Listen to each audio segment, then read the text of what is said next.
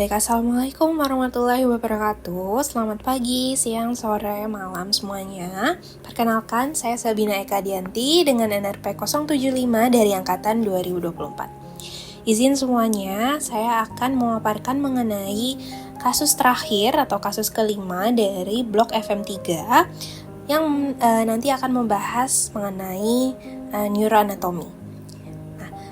Sebelum itu, saya akan memulainya terlebih dahulu dengan membacakan overview dari kasus tersebut.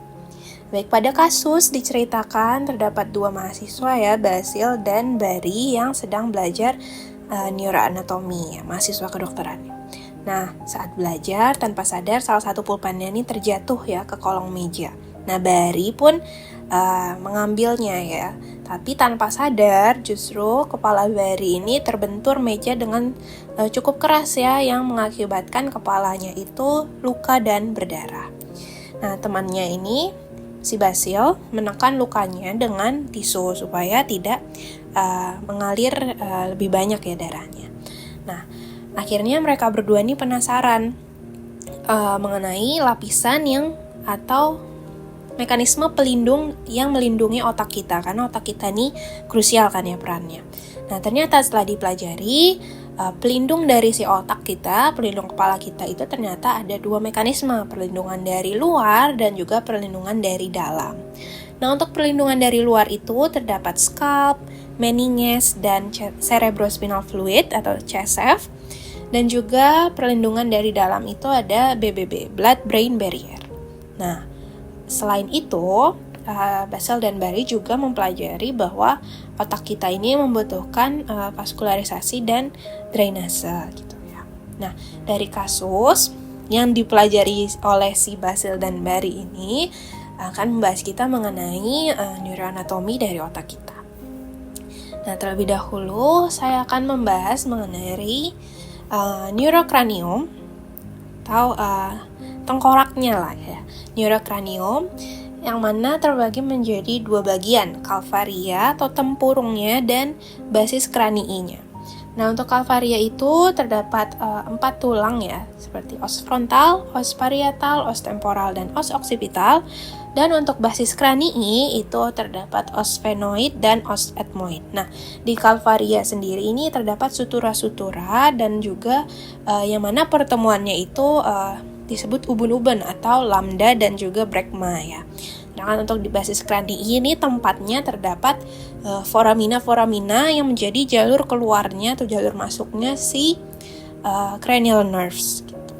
Nah, selanjutnya saya akan membahas mengenai proteksi yang tadi sudah dipelajari oleh si Basil dan Bari. Tadi sudah disebutkan bahwa proteksinya itu ada dua ya, proteksi dari dalam dan proteksi dari luar. Nah, yang pertama adalah proteksi dari dalam. Untuk proteksi dari dalam ini diperankan oleh BBB, blood brain barrier ya, yang mana komponennya itu terdapat 3, yang mana yang pertama itu adalah tight junction endothel, jadi lapisan endothel yang hubungan antar satu selnya itu adalah tight junction. Lalu terdapat membran basement, yang mana salah satunya itu namanya adalah perisit yang perannya itu untuk fagositosis, dan juga terdapat astrocyte endfit atau ujung-ujung dari si astrofit gitu ya. Nah, si komponennya inilah yang melapisi pembuluh darah di otak kita, sehingga memastikan tidak ada komponen yang dapat sembarang masuk atau sembarang keluar dari lewat pembuluh darah, karena justru membahayakan jika pembuluh darahnya itu permeabel untuk segala macam komponen kan ya. Nah, tapi ada beberapa bagian di otak kita yang tidak memiliki blood-brain barrier, yaitu seperti hipofisis, glandula pineal, dan hipotalamus. Yang mana ternyata jika dipelajari, mereka bertiga ini fungsinya adalah pembentukan hormon, sekresi hormon. Yang mana tentu saja hormon itu dialirkan melalui pembuluh darah. Nah, jika pembuluh darahnya itu memiliki barrier, tentu hormonnya tidak dapat disalurkan. Akhirnya ada 3 bagian ini yang tidak memiliki blood-brain barrier. Nah, Lanjutnya, kita akan mempelajari mengenai proteksi dari luar untuk otak kita. Yang pertama adalah scalp, yang merupakan singkatan nih. Scalp ini yang paling superficial ya. Yang mana dimulai dari paling superficial itu adalah skin atau kulit kita, yang mana kulit kita nih ada folikel rambutnya ya, atau rambut kita gitu ya. Nah, itu juga menjadi sebuah perlindungan untuk kepala kita. Lalu terdapat connective tissue, jaringan ikat. Lalu terdapat aponeurosis, terdapat loose connective tissue, dan perikranium. Nah, di bawahnya setelah itu kan ada si kraniumnya ya. Baru di bawahnya kranium itu terdapat meninges. Nah, dari yang paling superficial itu terdapat dura mater, ini yang paling tebal, paling luar. Nah, si meninges ini juga nggak melindungi otak kita aja, tapi melindungi juga spinal cord kita. Nah, pada dura mater yang paling tebal ini ya, ada 4 partisi ya. Yang pertama itu falx cerebri yang memisahkan di kedua hemisfer cerebri. Lalu falx cerebelli itu di antara kedua hemisfer cerebellum. Lalu tentorium cerebelli itu terdapat di antara cerebrum dan cerebellum. Dan juga di diafragma sella atau tempatnya itu ada di sella trusica. Nah, lalu selanjutnya itu ada arachnoid mater. Nah, arachnoid mater ini terdapat fili-filinya, fili-fili arachnoid yang nantinya berperan lebih lanjut dalam sirkulasi CSF. Nah, yang paling profunda yang langsung berbatasan dengan otak kita atau spinal cord kita itu adalah pia mater. Gitu. Nah, selanjutnya yang terakhir dari proteksi dari luar itu adalah cerebrospinal fluid atau cairan cerebrospinal. Nah, untuk mekanisme produksinya terlebih dahulu, yang mana pertama itu darah dari arteri di otak kita gitu ya, itu akan disalurkan ke plexus choroid, yang mana di plexus choroid ini terdapat sel-sel ependim yang perannya itu untuk memfiltrasi darah kita. Setelah difiltrasi barulah terbentuk si CSF ini gitu ya. Nah, setelah terbentuk CSF ini yang terdapat di plexus choroid, perlu dipahami bahwa plexus choroid ini terdapat di semua ventricle ya, ventriculus lateralis, ventriculus tertius, ventriculus quartus.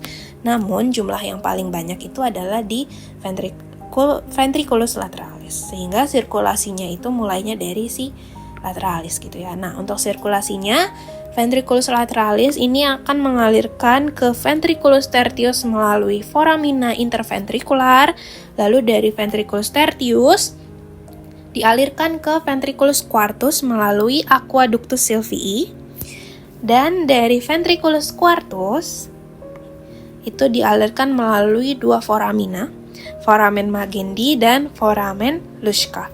Nah, dari sini barulah CSF ini masuk ke subarachnoid spatium. Dari situ barulah dapat didrainase oleh fili-fili arachnoid untuk dialirkan ke sinus-sinus venosus di otak kita untuk melalui drainase. Baik. Proteksi dari luar sudah, yang terakhir adalah mengenai vaskularisasinya. Nah, untuk vaskularisasinya yang terkenal dari otak kita itu terdapat circulus Willisi. Nah, circulus Willisi ini jadi pembuluh darah di otak kita itu membentuk seperti suatu cycle ya, circulus. Yang mana jika misalnya salah satu pembuluh darah itu disfungsi atau tidak berfungsi, tidak akan terjadi masalah yang terlalu besar karena bentuknya yang seperti sirkulus ini, pembuluh darah yang lain dapat melakukan perannya untuk menutupi pembuluh darah yang disfungsi ini, jadi saling membantu gitu ya. Nah, untuk sirkulus Willisi ya, pembuluh darahnya sendiri ya, arterinya itu dicabangkannya seperti ini ya, kurang lebih ya. dari arcus aorta itu percabangan ada dari arteri carotis communis dan juga ke truncus brachiocephalica. Nah, dari truncus brachiocephalica itu akan ke arteri vertebralis yang nanti akan bercabang lagi. Sedangkan untuk yang arteri carotis communis itu akan bercabang ke arteri carotis interna yang akan bercabang ke dua, yaitu arteri cerebri media dan arteri cerebri anterior. Jadi yang melalui percabangan dari arteri carotis interna itu hanya dua, yaitu arteri cerebri media dan arteri cerebri anterior. Arteri cerebri anterior dan arteri cerebri media. Sedangkan untuk yang selebihnya ya, ini melalui percabangan dari si arteri vertebralis. Seperti itu. Lalu selanjutnya adalah mekanisme dari drainase vena. Nah, drainase vena ini itu dilakukan oleh sinus venosus ya. Jadi vena di otak kita itu sebenarnya sinus venosus. Yang mana ada banyak nih sinus venusnya seperti sinus venoparietalis, sinus cavernous, sinus sigmoideus, sinus marginalis, sinus rectus, sinus transversus, dan sinus sagittalius superiornya. Gambarnya seperti ini ya, kurang lebih. Nah, untuk drainasenya sendiri itu bisa dimulai dari si sinus sagittalis superior menuju ke sinus transversus. Nah, dari sinus transversus menuju ke sinus sigmoideus. Nah, jadi dari sinus superior sagittalis superior ke sinus transversus. Dari sinus transversus ke sinus sigmoideus. Nah, dari sinus sigmoideus barulah menuju ke keluar dari otak, yaitu ke vena jugularis interna yang nantinya akan dialirkan lalu menuju ke jantung kita. Baik, seperti itu pembahasan untuk kasus terakhir dari blok FM3. Kurang lebihnya mohon maaf. Terima kasih atas kesempatannya. Wassalamualaikum warahmatullahi wabarakatuh.